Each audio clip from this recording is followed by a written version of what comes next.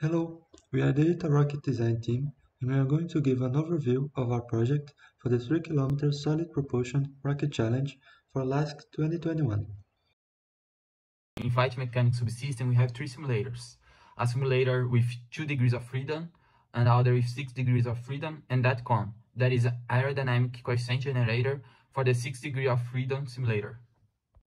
We use the 2 degrees of freedom simulator first to get a previous notions of the rocket's behavior with an average precision and raise the requirements of the project.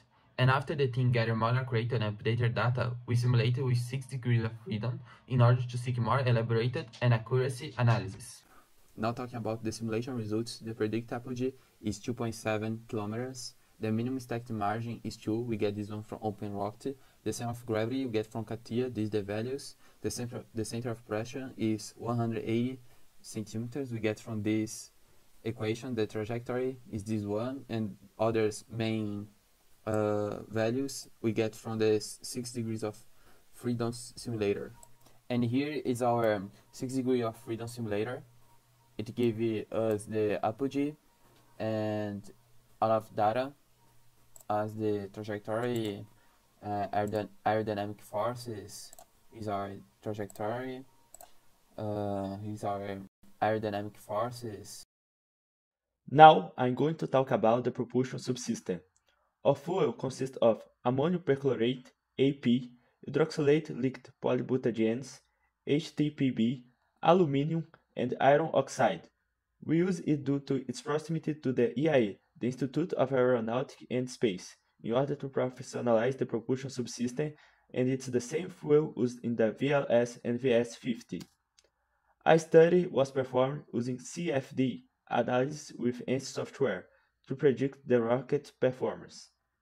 The thrust and pressure curves were obtained using a proprietary software designed by IAE. The next steps are hydrostatic and static testing to verify that the structure can withstand the pressure and obtain an actual thrust curve in the chamber. The recovery system consists of flight electronics and 2 parachutes, namely man and drogue. The drogue parachute is developed to open near the apogee altitude. The main parachute has its open activated when the rocket's height is close to 700 feet.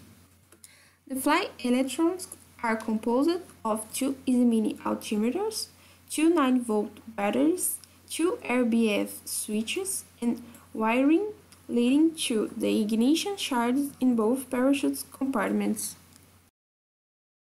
Now we're going to talk about the avionics subsystem, which aims to collect data during the rocket flight. Here we can see a general scheme of the subsystem. The Arduino Do, the microprocessor, the 10 Hz GPS to real-time tracking, the GPS which will process in the Arduino Do, the MPU, the accelerometer and gyroscope, the sensor HMC, a magnetometer, and a SD card for data storage. This is a picture whose components we have now, and this is XB module for real-time data transmission.